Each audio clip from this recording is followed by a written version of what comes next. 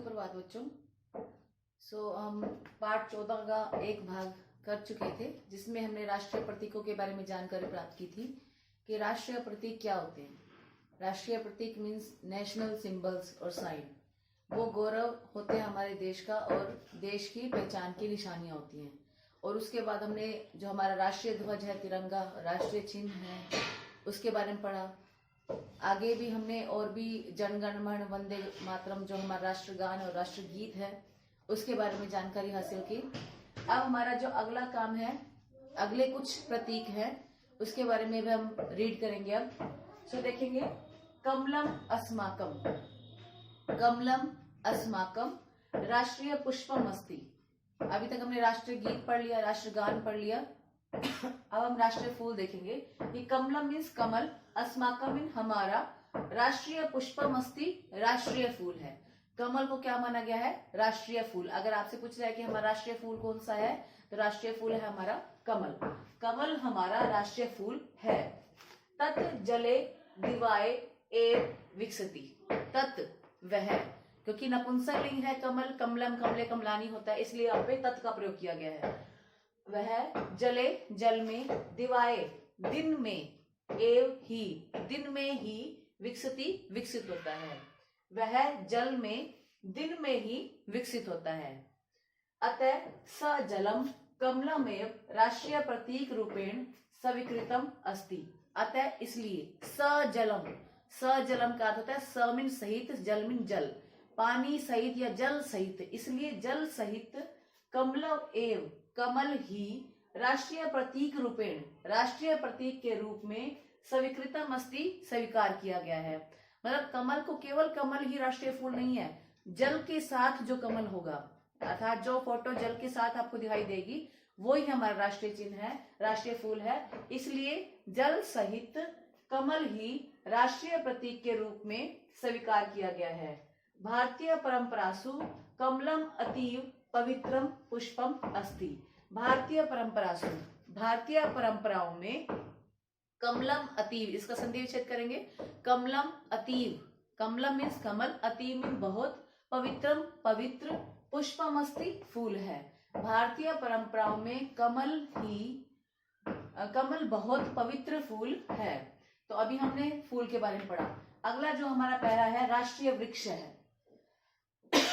राष्ट्रीय वृक्ष है, राष्ट्रीय वृक्ष कौन सा? हमारा वट है। वट जिसको हम बरगद का पेड़ कहते हैं।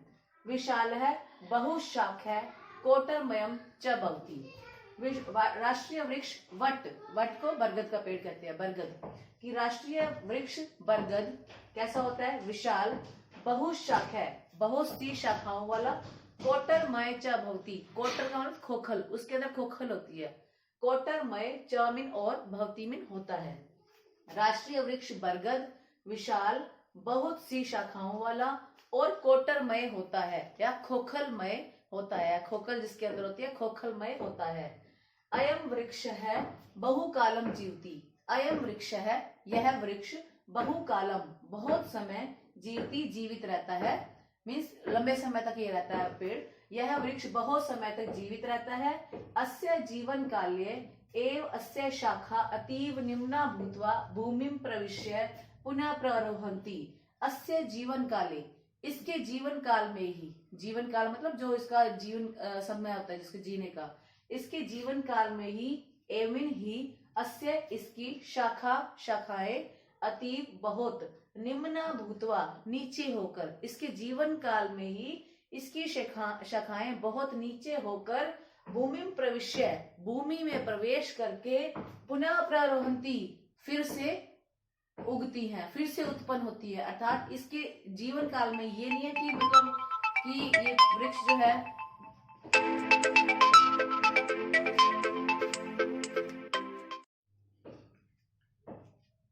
इसके जीवन काल में ही, अब मैं आपको बता रही थी कि इसके पेड़ के बारे में, इस पेड़ में क्या होता है कि जब तक ये जीवित रह रहा होता है, इसके जीवन काल में ही इसकी शाखाएं बहुत ऊंची होकर भूमि नीचे होकर भूमि में प्रवेश करती हैं और उसी समय ही इसके जीवन काल में ही दोबारा से उत्पन्न हो जाती हैं।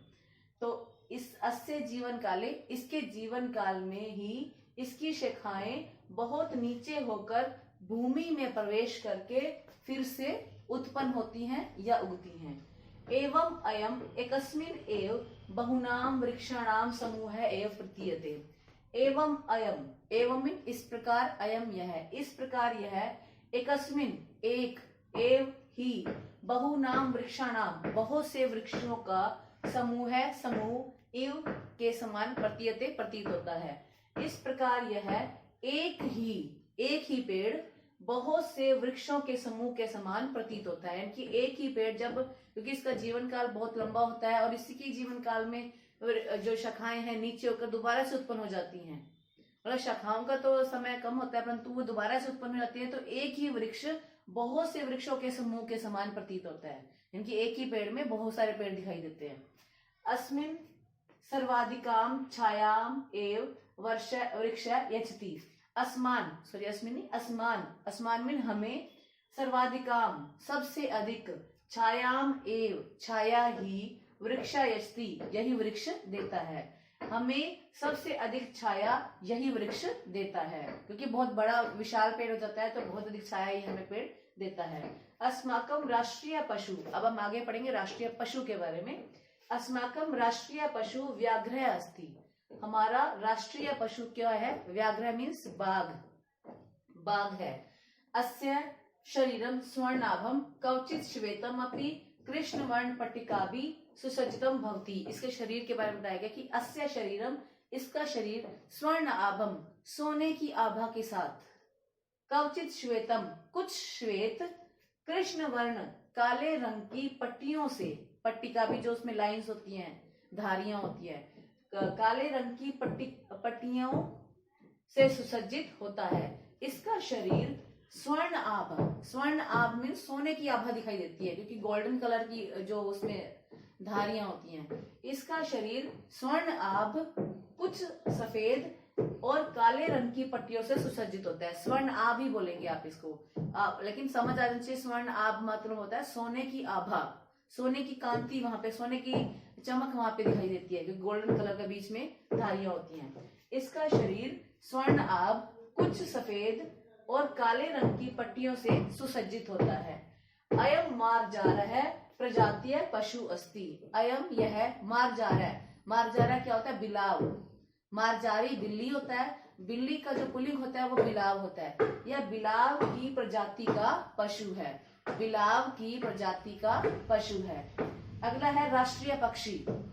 अभी तक हमने पढ़ा राष्ट्रीय फूल, राष्ट्रीय वृक्ष, राष्ट्रीय पशु। अब हम पढ़ेंगे राष्ट्रीय पक्षी। राष्ट्रीय पक्षी मयूर है। मयूर बहुवर्ण है, बहुत से रंगों का, लंबतर पूंछ है, लंबी पूंछ वाला, सुंदर शिखायाम, सुंदर शिखावान, सुंदर शिखाओं वाला, लंबा ग्रीव है, लंबी ग्रीवा वाला, चित्र पक्ष है, चित्रित पंखों वाला, पक्षेशु पंखों में अर्धचंद्राकृति, अर्धचंद्राकार होता है, यानी उसके पंखों में आधे चांद की आकृति होती है।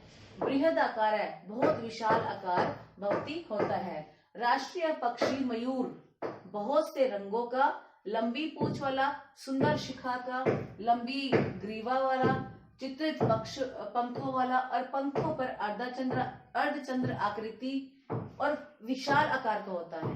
दोबारा सुन लें कि राष्ट्रीय पक्षी मयूर यानी कि मोर बहुत से रंगों का, लंबी पूंछ वाला, सुंदर शिखा, लंबी ग्रीवा वाला, चित्रित पंखों वाला, पंखों पर अर्धचंद्र आकृति और विशाल आकार का होता है।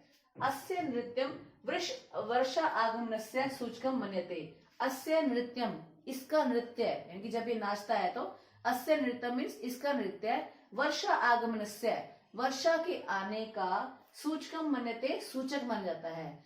इसका नृत्य वर्षा के आने का सूचक माना जाता है, अर्थात जब ये नाचता है तो ये माना जाता है कि वर्षा आने वाली है, तो इसका नृत्य वर्षा के आने का सूचक माना जाता है।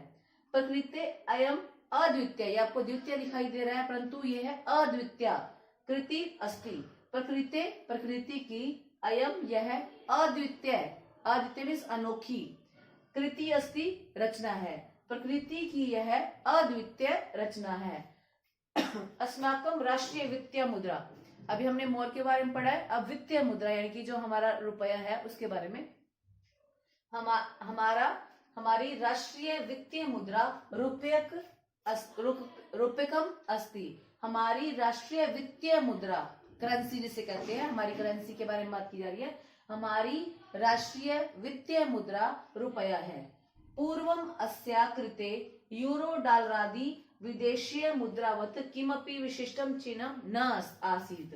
पूर्वम पहले, अस्या इसकी, इसके, कृते लिए, पहले इसके लिए, यूरो डॉलरादि, यूरो डॉलर आदि विदेशीय मुद्रा के समान, विदेशीय मुद्रावत मीन्स विदेशीय मुद्रा के समान, किमपि कुछ भी, कोई भी, विशिष्टम चिन्हम विशेष चिन्ह नासित नहीं था। पहले इसके लिए यूरो डॉलर आदि विदेशीय मुद्रा के समान कोई भी विशेष चिन्ह नहीं था। किंतु जुलाई 10, 2015 अर्थात परंतु 10 जुलाई 2015 वर्ष से, ये र जो आपको दिखाई दे रहा है, आपकी बुक में भी है र, इसको रुपयकम चिन्हम स्वीकृतम, रुपये का चिन्ह स्वीकार कर दिया गया है।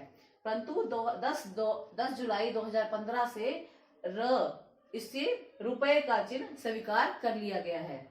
आगे देखेंगे, राष्ट्रीय जल जीव है। राष्ट्रीय जल जीव, जल में रहने वाला जो जीव है, गंगा भवय, गंगा भवय मीन्स गंगा में रहने वाली, डॉल्फिन मत्स्य, डॉल्फिन मछली अस्ति है। राष्ट्रीय जल जीव गंगा में रहने वाली डॉल्फिन मछली है।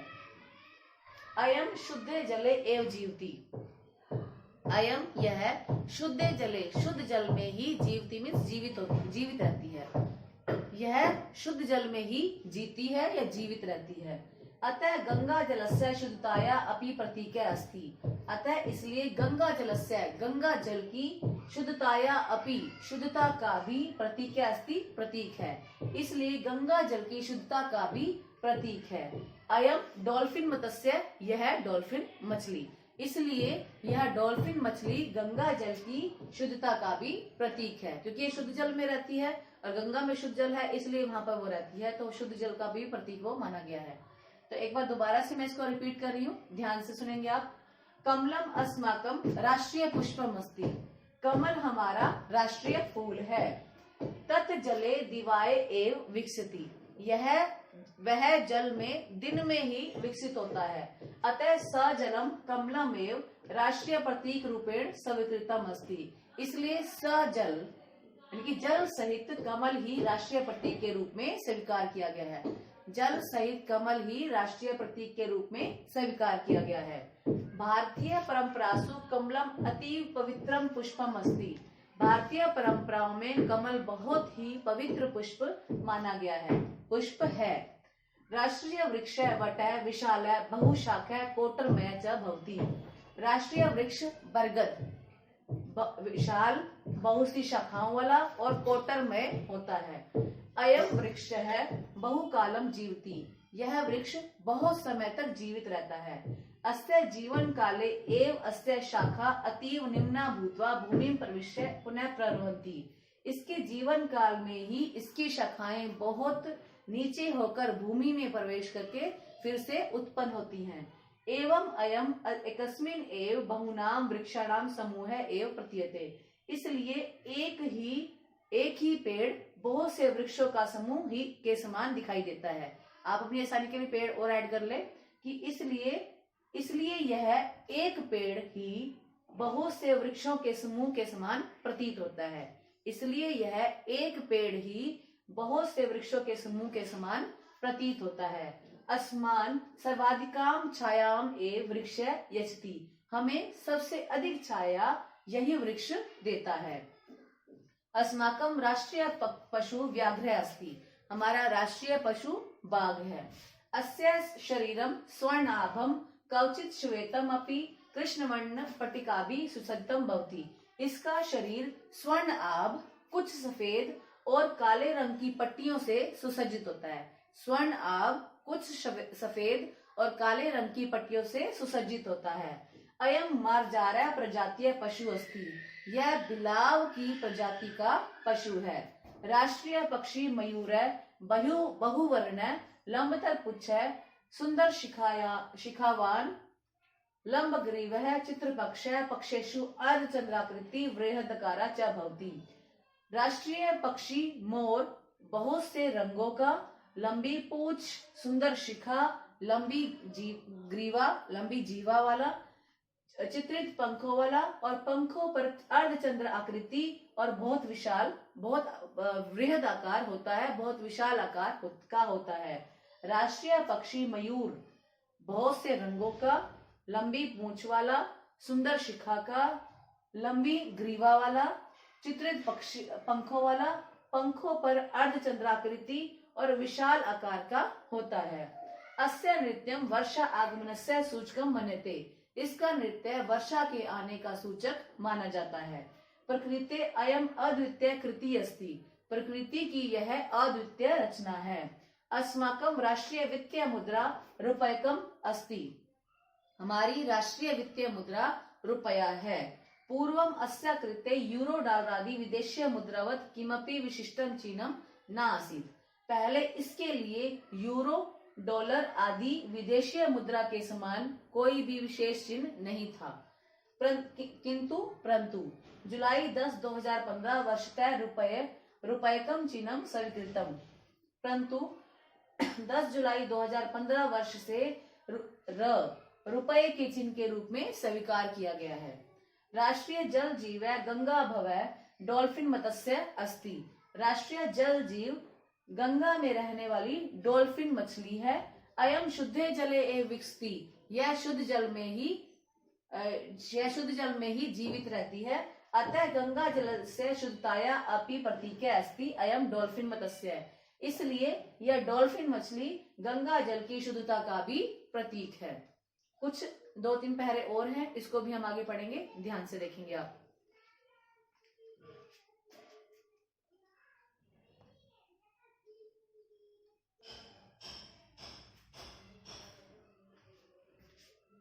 आगे में हम कुछ और राष्ट्रीय चिन्हों के बारे में देखेंगे। राष्ट्रीय नदी गंगा, जिसके बारे में आप पहले से ही जानते हैं।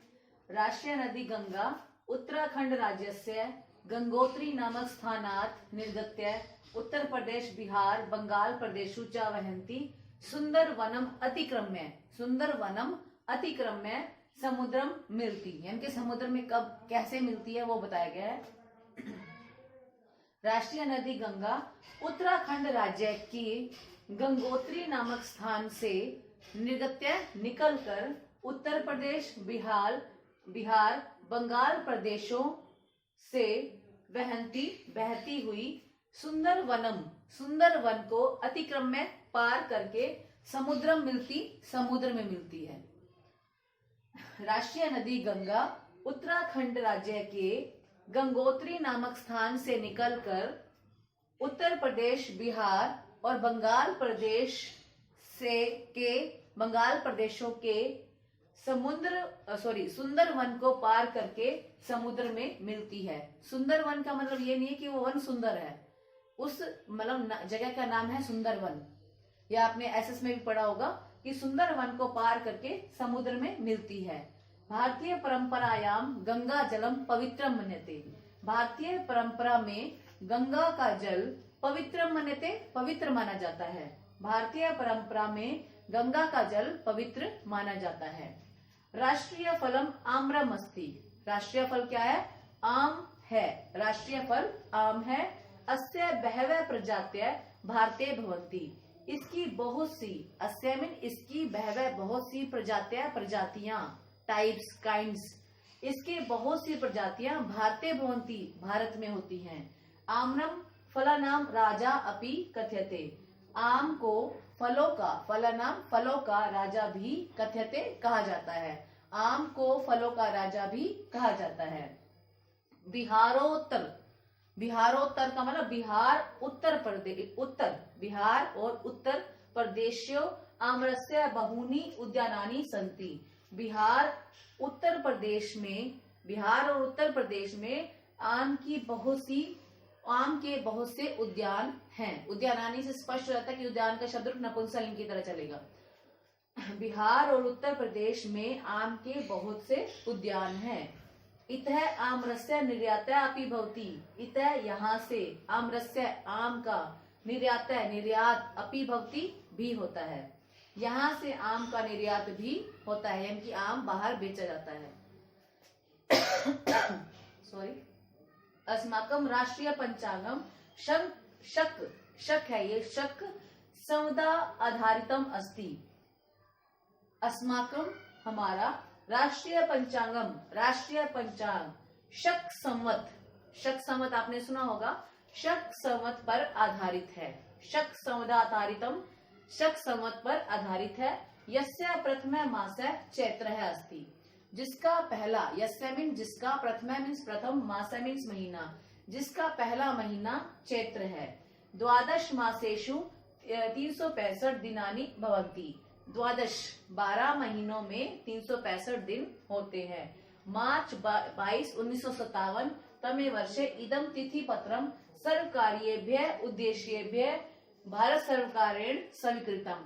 22 मार्च 1957 से 22 मार्च 1957 वर्ष से यह तिथि पत्र, यानी कि जो शक संवत पर आधारित जो हमारा कैलेंडर होता है, यह तिथि पत्र सभी उद्देश्यों के लिए, यानी कि सभी जो मांगलिक उद्देश्य होते हैं, जो हमारे शुभ कार्य होते हैं, सभी शुभ कार्यों के लिए या शुभ उद्देश्यों के लिए भारत सरकार के द्वारा स्वीकार कर लिया गया है। यानी कि जो हमारा हिंदू पंचांग है वो शक संवत पर आधारित है। जो हमारा हम कह सकते हैं, जैसे हमने न्यू ईयर मनाया था 1 जनवरी को, 1 जनवरी को, तो 1 जनवरी वो है अंग्रेजी कैलेंडर के अनुसार हमारा न्यू ईयर, लेकिन जो हमारा हिंदू कैलेंडर के अनुसार न्यू ईयर है वो 22 मार्च से शुरू होता है। न्यू ईयर जो है वो 22 मार्च से शुरू होता है। तो एक बार हम रिपीट करेंगे इसे। राष्ट्रीय नदी गंगा उत्तराखंड राज्यस्य गंगोत्री नामक स्थानात् निर्गत्य उत्तर प्रदेश बिहार बंगाल प्रदेशु च वहन्ति सुंदर वनम अतिक्रम्य समुद्रम मिलती। राष्ट्रीय नदी गंगा उत्तराखंड राज्य के गंगोत्री नामक स्थान से निकलकर उत्तर प्रदेश बिहार बंगाल प्रदेशों में बहती हुई, बहती में भूल गई थी, बंगाल प्रदेशों में बहती हुई सुंदर वन को पार करके समुद्र में मिलती है। राष्ट्रीय नदी गंगा उत्तराखंड राज्य के गंगोत्री नामक स्थान से निकलकर उत्तर प्रदेश बिहार बंगाल प्रदेशों में बहती हुई और बंगाल प्रदेशों में बहती हुई सुंदर वन को पार करके समुद्र में मिलती है। भारतीय परंपरायाम गंगा जलम पवित्र मन्यते। भारतीय परंपरा में गंगा का जल पवित्र माना जाता है। राष्ट्रीय फलम आम्रम अस्ति। राष्ट्रीय फल आम है, हमारा राष्ट्रीय फल आम है। अस्य बहवः प्रजात्य भारते भवन्ति। इसकी बहुत सी प्रजातियां भारत में होती हैं। आम्रम फलानाम राजा अपि कथ्यते। आम को फलों का राजा भी कहा जाता है। बिहार उत्तर प्रदेशो आम्रस्य बहूनि उद्यानानि सन्ति। बिहार और उत्तर प्रदेश में आम के बहुत से उद्यान हैं या आम के बहुत से बगीचे हैं। इत आम्रस्य निर्याता अपि भवति। यहाँ से आम का निर्यात भी होता है। अस्माकं राष्ट्रीय पंचांगम शक संवत आधारितम अस्ति। शक संवत आधारितम अस्ति। हमारा राष्ट्रीय पंचांग शक संवत पर आधारित है। यस्य प्रथम मास चैत्र अस्ति। जिसका पहला महीना चैत्र है। द्वादश मासेषु 365 दिनानि भवन्ति। 12 महीनों में 365 दिन होते हैं। मार्च 22 1957 तमे वर्षे इदम तिथि पत्रम सर्वकार्येभ्यः उद्देश्येभ्यः भारत सरकारेण स्वीकृतम। 22 मार्च 1957 वर्ष से यह तिथि पत्र या कैलेंडर भी बोल सकते हैं, यह कैलेंडर या यह तिथि पत्र सभी शुभ उद्देश्यों के लिए, सभी शुभ कार्यों के लिए भारत सरकार के द्वारा स्वीकार कर लिया गया है। तो ये हमारा राष्ट्रीय प्रतीक का जो बाकी बचा हुआ अंश है। आशा करती हूँ कि आपको समझ आ गया होगा और आप वीडियो को ध्यान से सुनेंगे, उसके बाद अपनी उत्तर पुस्तिका में इसका अनुवाद लिखेंगे और तत्पश्चात इसका अभ्यास कार्य करने की भी कोशिश करेंगे और फिर इसका हमें कुछ एक्टिविटी भी करनी है, वो एक्टिविटी आपको बता दी जाएगी। अभी तक आप इसकी हिंदी अनुवाद सुने और अपनी उत्तर पुस्तिका में करें। धन्यवाद।